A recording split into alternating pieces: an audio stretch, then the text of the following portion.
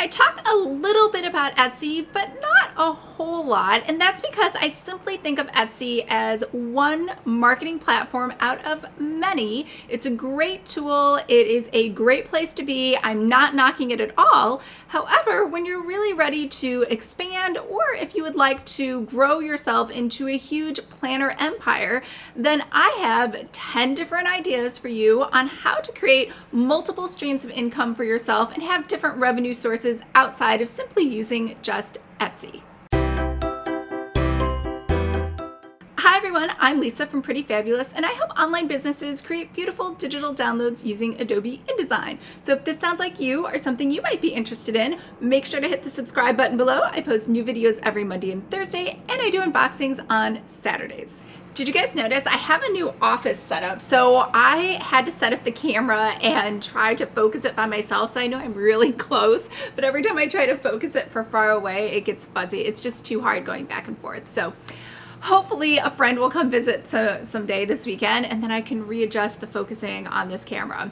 Anyways, let's get into today's top 10 list. Now, I think it is always a great idea to think about multiple streams of income, or even if you do sell planners, or if you are in a different line of business, in a creative business, I still think this list will help spark your imagination and start thinking of other things that you may be interested in more so than actually selling planners. So if you know, I started out selling planners because I just love planners, but I discovered I love teaching others how to sell planners more than I actually like selling my own.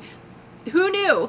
So same thing with you. You might find something in here you like more than just selling one-on-one planners on Etsy. So what's the first thing you could do? You could open up a shop. I think if you are in a place where you have just an eye for creative things or planner products or pens or stationaries, and you just love being in the office supply store, you could start your own brick and mortar. It could be a tiny shop. It could be a pop-up shop in the mall. It could be a kiosk that you have maybe only seasonally or something that you try out, or part of another store where you just sort of take over a tiny area of a retail store. So there are many different ways that you can do it without having to open up your own entire brick and mortar. So definitely, if you like interacting with customers and having a place where you can connect with people, this would be a really great idea for you.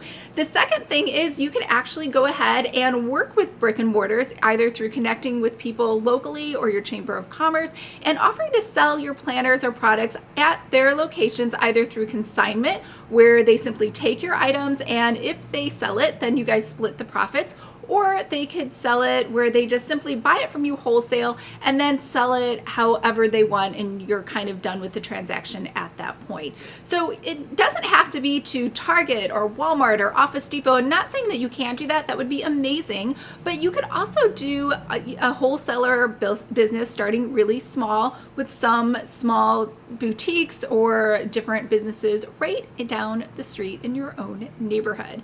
So the third way is you could just sell them on your own website. So you could purchase a product like Shopify. You could use WooCommerce. I have another video that I'll link below on how to create and sell planners, and I gave a ton of different options on different shopping cart solutions that you could use on your own website outside of Etsy. And that is something then that would be really great for you, because then you're not having to share the fees with anybody else or having any listing fees.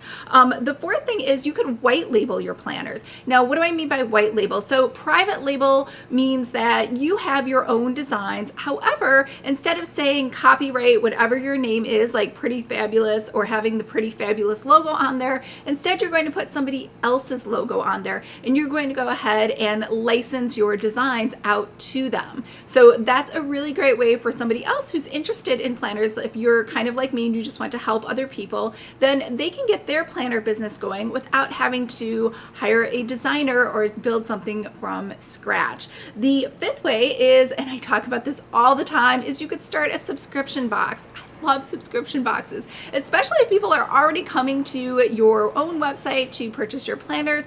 They probably want a nice box where you can curate some different planner related items for that box, and you wouldn't have to carry those ongoing in your store. They would just be something that you would put in that monthly subscription box. So that's another great idea.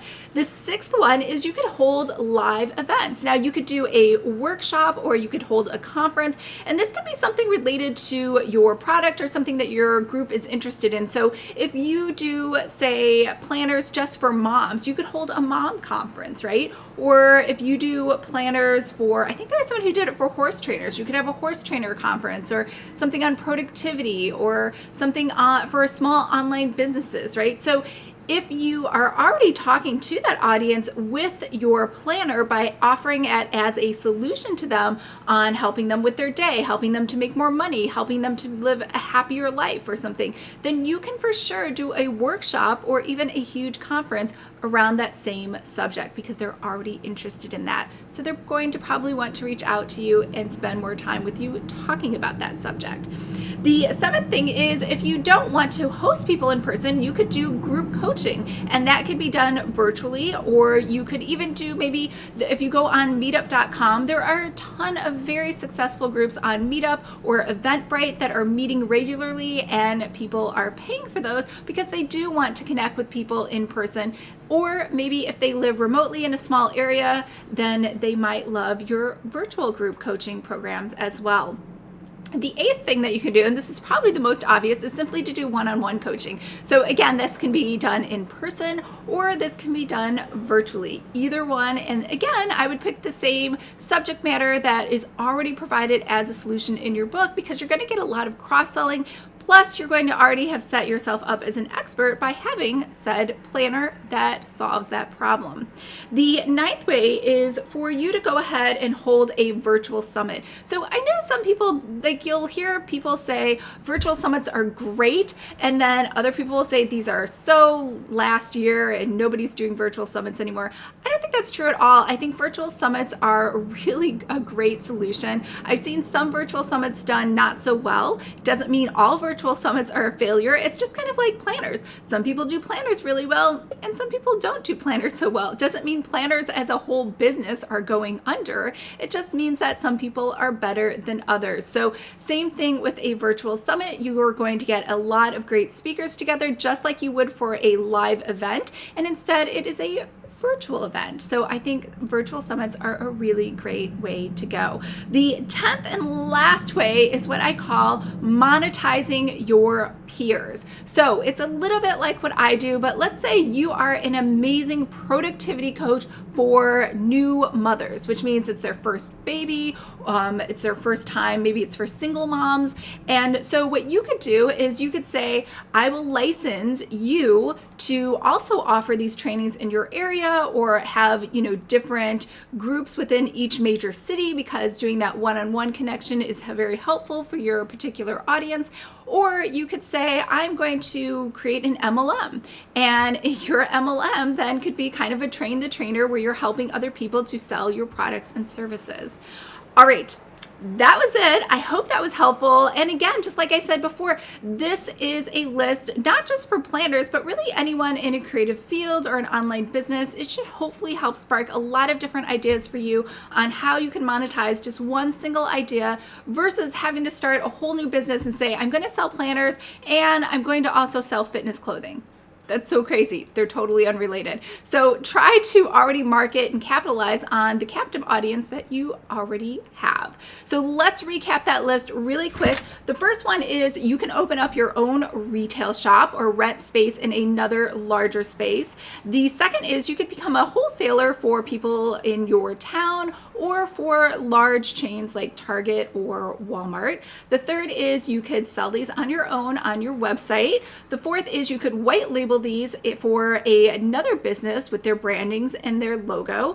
And the fifth is you could create a subscription box for your audience. The sixth is you could have live events, whether that is workshops or conferences. The seventh is you could do group coaching. The eighth is one-on-one coaching. The ninth is you could hold a virtual summit. And the 10th is that you could go ahead and monetize your peers with an MLM or train the trainer type of situation. All right, I hope that was helpful. Leave a comment below too and let me know if there's something else that I missed or another great idea that you have that you've been using to monetize your planners in a different way, and help share that with everybody else. All right, have a great day, and I will see you guys next week. Bye.